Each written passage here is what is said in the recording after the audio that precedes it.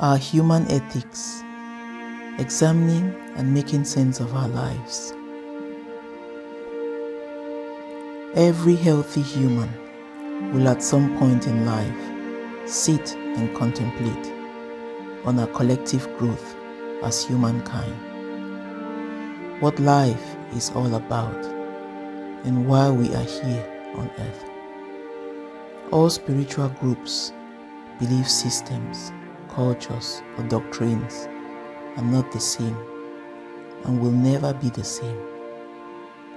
Yet we must respect and appreciate each other, even if we seek to convert others into our own belief systems.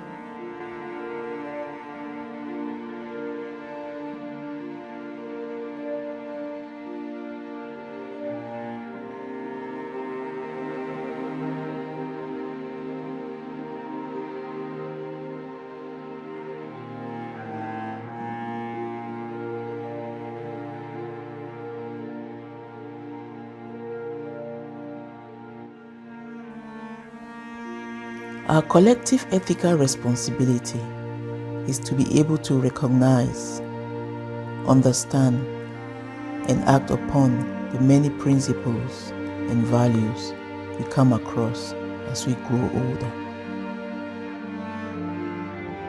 Some qualities that account for healthy community are honesty, fairness, loyalty, dedication, accountability, responsibility, integrity, and impartiality. This is not a call for a one-world order. No, it's a simple request to observe each other with love. Nobody wants to be on the wrong side. We make sense of our lives too when we serve God. We should be in the position to differentiate between our moral standards and our ethical responsibilities. While morals reflect our intentions, ethics determine what practical behavior is allowed for our collective growth.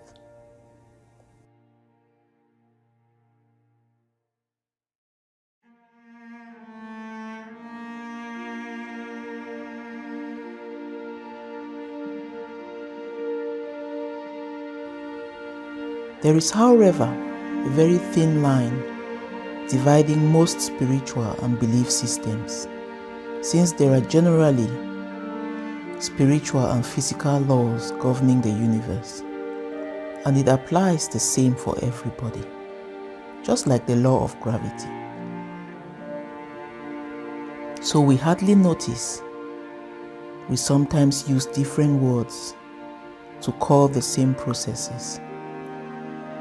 We want to own the truth without truly understanding what we have, and maybe ask questions to gain more insight into what there is for everybody else.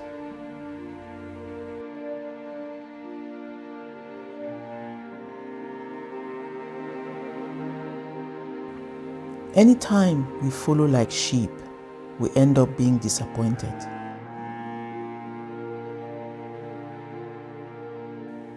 It's a healthy thing to seek information without clinging or belonging to it by all means. However adamant we can be about our individual rights, we should equally be in the position to consider our social responsibilities as a whole. There is this thing called New Age these days.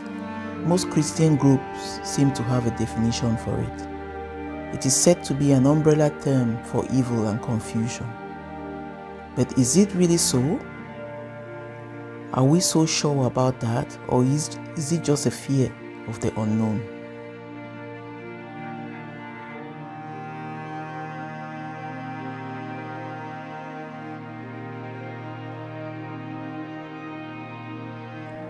There is confusion in the world, no doubt. People seek information and some generally always go left and others go right. It's all due to the religious projections on our lives made by our own communities and maybe the internet. We get caught up with our own set of rules made to domesticate universal laws. Serving God doesn't necessarily mean following a set of fixed rules, since we humans just do not do well with laws. We simply do our best to the extent we can and surrender the rest without judging or blaming.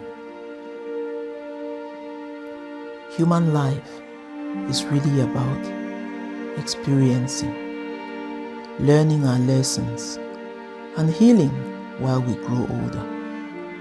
Then again, some of us Christians have reduced Christianity to angels, demons, and end-time messages. There is good and evil within any system. A majority of humans already know we are both spiritual and physical in nature, and everybody is just trying to seek the truth in their best possible way and to live their very best lives ever. Yet out of whatever reasons, some will definitely start dabbling in dark or evil rituals, just within or even without their belief systems. They end up entangling themselves in processes they can hardly live again wholly. People in all belief systems do fall into evil traps. So, everything we do or do not fully understand must not be evil. Today, we hear a cross-section of spiritual labeling, like chosen ones, gurus, prophets, apostles, star seeds, light workers. We do not fully understand how and why somebody is called these names too. And it's all good and fine. Yet, most of these names end up in controversial situations. Let's just be ourselves. For some groups and communities, science has always been evil. Yet, science has saved lives in hospitals and has made life easier for the world.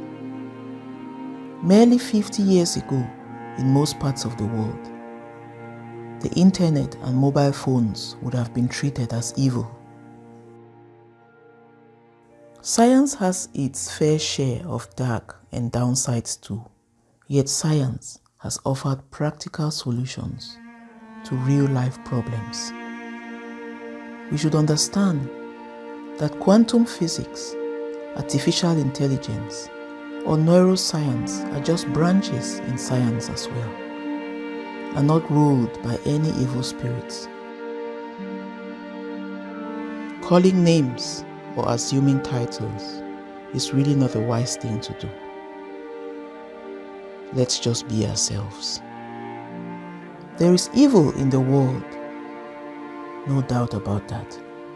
And evil can come practically through any belief system. It comes in through negative emotions and particular practices and rituals.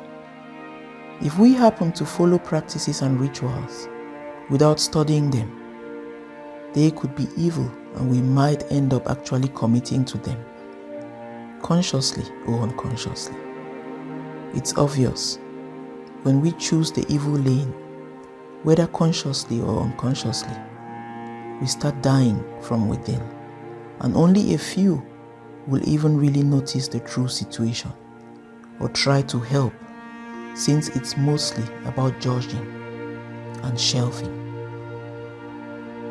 One thing is certain, I guess: spirituality is not psychedelics. It's not crystals. It's not horoscope, not forced bliss or euphoria with constant drugging, not religion, not talking to mediums or spiritualists, or following a guru, a Zen master, or a man of God to tell us how to manifest things in our lives. People in most belief systems do practice some or all of these. No, it's all about genuinely examining our inner man and understanding what emotions really do rule us. Emotional intelligence. In this age of information, God has been placed for the most part in the cupboard of outdatedness. We are almost always certain that we know what we are doing. Yet we have stopped examining ourselves daily. When we encounter God, we tend to feel superior. When things do not move the way we plan, we blame somebody or we blame God.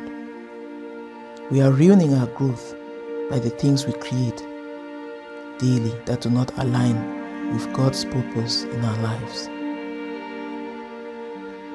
We must understand that God is not only God to Christians. He is the Father of all His children. He meets them all at their points of need and gives them what to hold on to. Even in the deepest valley or the highest mountain, He calls them one by one. It's left to us to answer. He calls us one by one. We should watch out our morals and ethical responsibilities and not put up with anyone pulling any spiritual tricks on us. We should not run after spiritual attainment without understanding what we are doing. He calls them one by one.